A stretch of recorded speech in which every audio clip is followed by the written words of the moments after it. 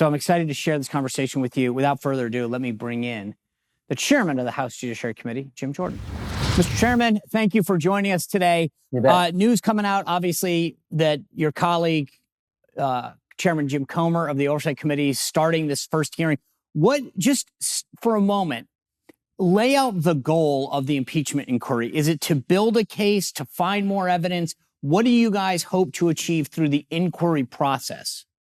I don't know that it's that there's a set thing you're trying to achieve. I just think it's something that you have to do because that's our duty. We have a constitutional duty to do oversight. When you have this much evidence, this many facts piling up and pointing to potential wrongdoing from the president of the United States, you have to move to the next phase of our constitutional duty to do oversight, which is an impeachment inquiry phase.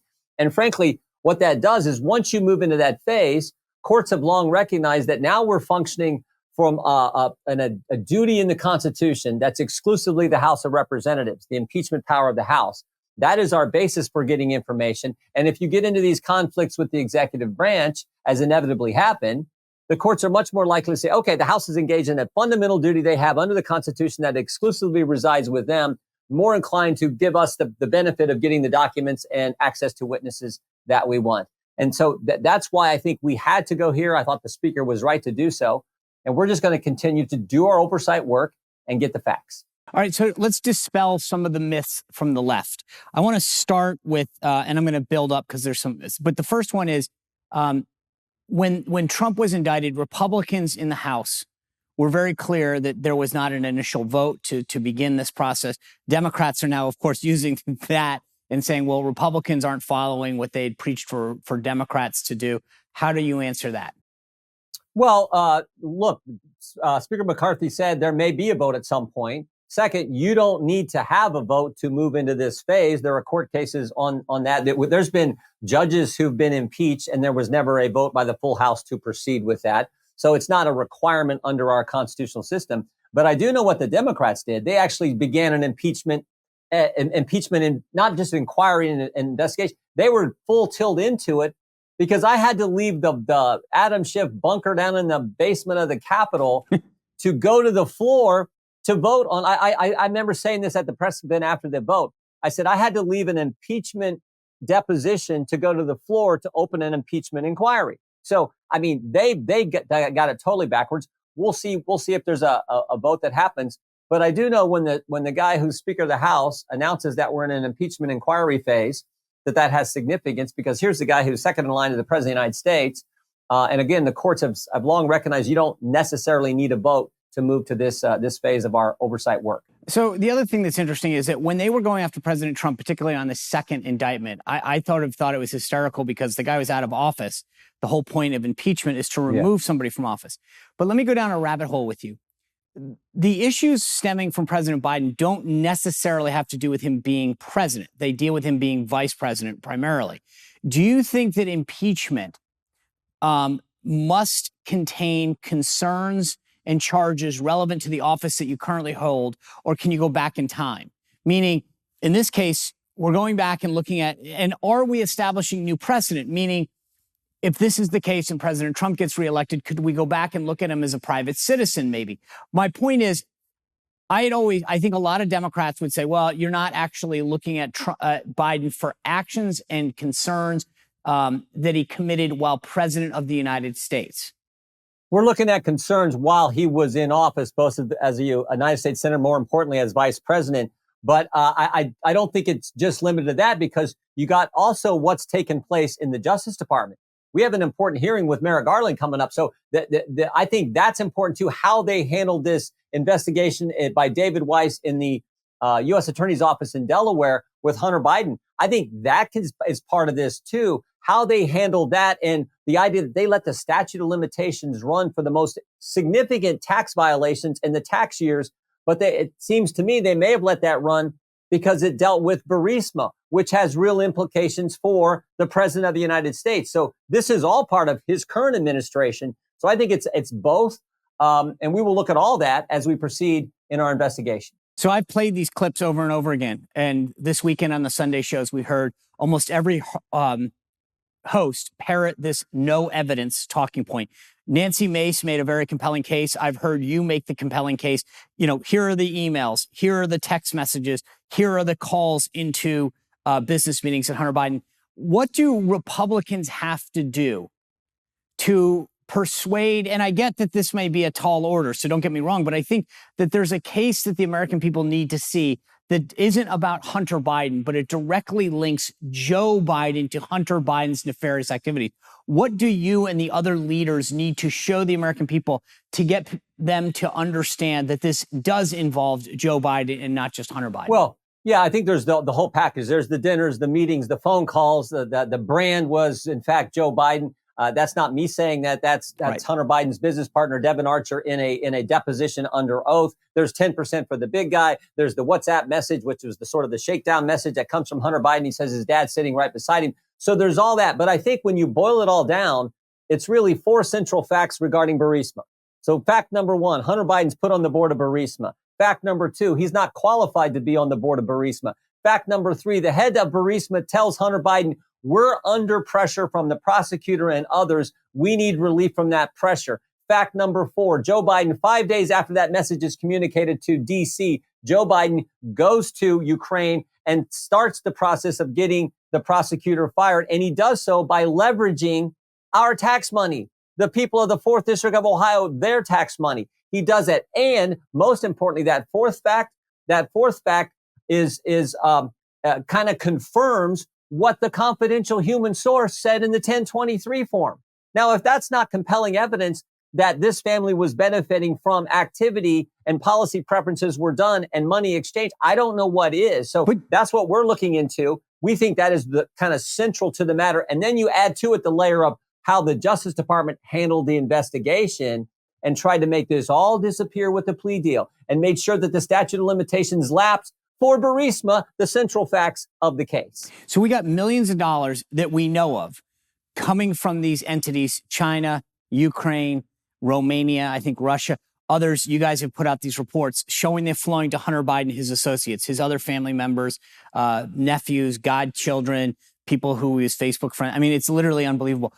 How important is it to show money flowing directly into Joe Biden's bank account? I mean, I don't, if you're looking at bribery, it doesn't have to be money coming directly to the individual. It could be benefiting his family. So, we'll see. But I do know that Chairman Comer is looking to get access to the banking records of Biden family members. So he's going to pursue that. He's got the SARS reports, which have given us a lot of information about the number of companies, the amount of money flowing to multiple members of the Biden family. Ultimately, he wants to get to the bank records, and he's going to pursue that as quickly as he possibly can. So I had Seb Gorka on the show yesterday, and he was respectfully critical of Chairman Comer's examples that he's using, right? And this gets back to what I was asking a moment ago. How important is it that we message the concerns that you're bringing up to the American people? Because the press, as I said, it is unbelievable how they are parroting the talking points of the White House. But at the end of the day, I do believe that it's important that the average American can understand why this process is happening and what the basic evidence is that you just detailed. So what do Republicans writ large need to do to make a stronger case that the person walking down the street in Ohio's 4th congressional district or Washington, D.C. or California says, okay, I may not agree with everything the House is doing, but here's what they have, or I heard this piece of evidence. What does the House in particular need to do to echo and amplify that message? I think you just got to keep saying it and pointing out the facts. That's why I say there's 4 facts relative to Burisma, which I think are essential. There's the fact that the White House story has changed multiple times. First, it was he did nothing wrong. Then it was, well, he did nothing wrong. He may have done a few things wrong, but I didn't know about it. Then it was, he may have did some things wrong, but I had no part of that. I wasn't involved whatsoever. And then it's like, oh, Shazam, I was on phone calls, dinner meetings, had a 2-hour dinner with the wealthiest woman in Moscow back in 2014. So it's like that story keeps changing. I think that's compelling in and of itself. But those 4 central facts and how they match up with what the confidential human source said and was recorded in a 1023 form that the FBI tried to keep from Congress, for goodness sake. Yeah. So that's pretty compelling stuff. And we haven't even got to the bank records that Mr. Comer is pursuing. So part of the reason that allegedly McCarthy hasn't had a vote, and even if we do have a vote at some point to impeach him, you're going to need to win over some of your colleagues who have expressed concern. When you talk to them and make that case, here are the 4 points. Here's the White House changing story. Does that move them? Do they want more? What is it that they need to see? I think now my colleagues fully understand why it was appropriate, why it was warranted to move to an impeachment inquiry phase of oversight. I think they get it now because we have been talking to them. We had a conference last week where we laid out the facts for our colleagues in the House. Frankly, I think it's important for the entire House of Representatives to know, not just Republicans, but everyone to take a look at these facts because they are so compelling that we have to go to this stage and do our constitutional duty. And certainly 1,000 times more compelling than any facts the Democrats had when they did this to President Trump, their ridiculous impeachment of him 4 years ago. I mean, and here's the irony, Sean. They said that President Trump leveraged American tax dollars to get a certain policy outcome in Ukraine. The truth is he didn't. Ukraine did nothing and they got the money. In this situation, Joe Biden leveraged American tax dollars to get a policy outcome. And he got the policy out. He got the guy fired. And that was an abrupt change in the foreign policy of the Obama administration. And it was an abrupt change because guess what? They had okayed the money. They were willing to give the money to Ukraine with Shokin as prosecutor. And Joe Biden changed that. And he changed it 5 days after he got a phone call from Zolochevsky and Hunter Biden saying, we're under pressure from this prosecutor.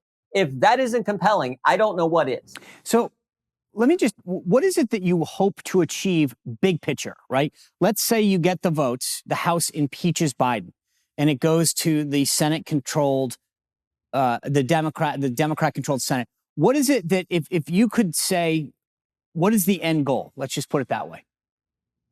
Well, I don't look at it that way, Sean. I mean, I look at it as we have a duty to conduct oversight in the House. And then when you move that duty to an impeachment inquiry phase, you're functioning out of an exclusive right, exclusive power, I should say, that the House of Representatives have.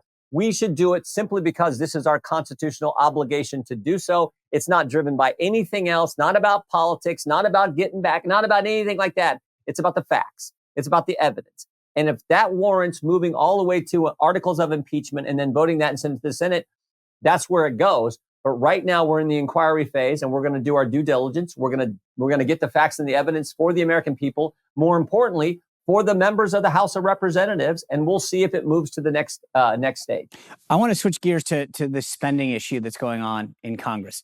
You had this apparent deal reached between members of the Main Street Partnership, the more moderate wing of the Republican conference, and then members of the House Freedom Caucus. We're talking Byron Donalds, Chip Roy, Scott Perry, no squishes. I mean, these guys, I think their hardcore card is checked. It fell apart. You had folks like Matt Gaetz, Marjorie Taylor Greene saying no. Where does this thing end up?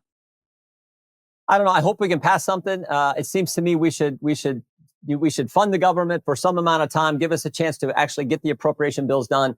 But when we fund the government, we should do it by saying, look, we understand this is a crisis, and it's not just Jim Jordan talking. It's the mayor of New York talking this crisis on our border and the implications for the entire country. So let's put on language on that bill that says we're going to actually fix the problem. We're going to say no new migrants can be released into the United States. That makes sense to me. So let's make that the bill. Let's send it to the Senate and then tell Chuck Schumer, really? You're going to vote against that? You're going to say that in your city where your mayor just spoke out about this, that you're not going to adopt this policy and have that real debate. I think that's where the country needs to go. And that's what I hope we can get done. We'll see if we can get the votes here in the next few days. But what kind of amazes me is that if you're a Freedom Caucus member, you get an 8% cut in domestic spending on this vote. You get everything in H.R. 2, which is all that border security minus E-Verify. And it's only 30 days. I guess what I'm trying to figure out is you've got Gaetz and Marjorie Taylor Greene and some others. And I'm going, is there a point at which you have to say, give us your cards, tell us what you want? Because for a sure 30-day deal, this sounds like a pretty big win. No, I think it is. I'm for it. I think it makes sense. Let's send it over there. Now, we're going to get something back probably different from Chuck Schumer. But if we can't send anything over, it's tough to negotiate. Right. So let's send something over. And this makes sense to me. More importantly, I think it makes sense to the American people. Like, everyone understands the border under Joe Biden is a mess. There is no border. So, and we've seen the numbers and all that. Let's send this bill over there and let's get a win on helping to secure the border for the American people. See, and this is what I think a lot of people find frustrating. What you're saying is unbelievably common sense. I mean, this isn't crazy. It's like, hey, we should secure our border. We should know who's coming in. We should stop human trafficking and fentanyl and terrorists from coming in. I don't get, from a messaging standpoint, I think what you just said was spot on. Let's jam them and make Chuck Schumer vote against the mayor of his own, biggest city in the state and say, great, tell Eric Adams that you're voting against this. Yeah. And you saw what happened last week. There was a number of Democrat members of Congress up in New York, and they were getting screamed at because of the problem, where they're looking to put now a migrant camp in a national park up there in New York. I mean, it's like, this is out of control. Everyone can see it. If we make that the central issue, I would be in favor of a CR that goes over there without anything else on it but the immigration issue. And you totally focus you're someone who understands how you message. You totally focus the message on one issue, one fundamental issue that the country is overwhelmingly with us on. Yes. Make that the issue. And then Chuck, you're really going to vote against that. But you're going to shut down the government for that? Give me a break. So President Biden is in New York City today for the UN General Assembly. Yeah. Eric Adams won't meet with him. He's meeting with the Swedes and all these other countries and won't meet with the President of the United States because they're at conflict on this issue. It's literally, we have the perfect opportunity right now today, and it's the infighting that is stopping us from winning this. I couldn't agree more. And like I said, I would be in favor of just making that the one issue you put on this bill to fund the government for a short amount of time. Make that the one issue and make the entire debate about that. And tell Chuck Schumer, okay, you think it's more important to allow the government to shut down than it is to secure our border and quit releasing migrants all over the country. So listen, you are a leader in this effort, not just on Hunter Biden, but I don't think anybody would ever question your conservative credentials, ever. What does it take for you to go to these other members and say, guys, literally the ball is on the racket, just hit it? Yeah, I've done it. I spoke in conference last week and I said exactly what I just said to you, Sean. So I've said it. I'll keep saying it. I said it. We had a meeting last night with the Freedom Caucus. I talked about this last night there too. So that's what I'm for. Now, the bill they put together does a few more things than that. I'm willing to vote for that too. Right.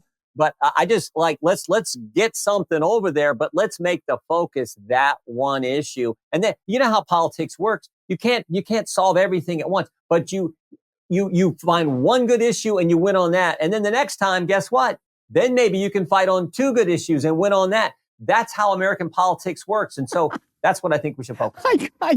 I preach on this one because I feel like you got one last question. Last night, we passed $33 trillion in debt. And I know, again, this bill, the CR, at least the short-term one, would start to address this. But do you think that the Republican Party and members of the House Conference have lost their way on fiscal discipline, or is there an appetite to address the debt and the deficit anymore? No, I think there is. I think we're the party of growth. We're the party that says you can't have uncontrolled spending. Actually, a lot of people criticize the debt ceiling agreement, but it's the first debt ceiling agreement I've ever seen where we actually agreed on a number that reduced discretionary spending year to year. That's never happened in the time I've been here. So we're making some small progress there. But the problem is so big now, we're at a point where we're going to have to pretty soon not just make small progress. We're going to do some bigger things. But I think that is best done when we get President Trump back in the White House. We get a Republican back in the White House like President Trump, who gets our economy growing. When you do this when you're growing, and then you can begin to bring the spending curve down as a percentage of government spending as a percentage of your economy. That's where you got to get. But you can't get there if you don't have the kind of growth that we had under President Trump. That's why I want him back in the White House so we can get back to that growth. I apologize. I do have one last question. Do you think that with all this spending, that Kevin McCarthy survives this? He's quoted this morning as basically saying, "Call my bluff. We're going to vote on this thing." Some of these folks are threatening a motion to vacate. Does McCarthy survive this? I think so. I think it's wrong to have a motion to vacate. I think Kevin's done a good job. I really do, and it's a tough job. But I would say the Republican speakers I've had the opportunity to serve with, I really like what Kevin's done. I think that the empowerment he's given to members, the policies we've got through the House, we couldn't get through an immigration enforcement border security bill when we had a huge majority under the previous Republican speaker, but we got it through the House. Now, of course, Chuck Schumer didn't take it up, but so I think he's done a nice job. I really do, and I hope that we don't have that motion. If it happens, I think he's stays as speaker, though. I just hope it doesn't happen. I agree. All right, Chairman Jim Jordan, appreciate your time. Thanks for sharing your thoughts with us. Really appreciate it. Thanks, Sean. Take care. You bet.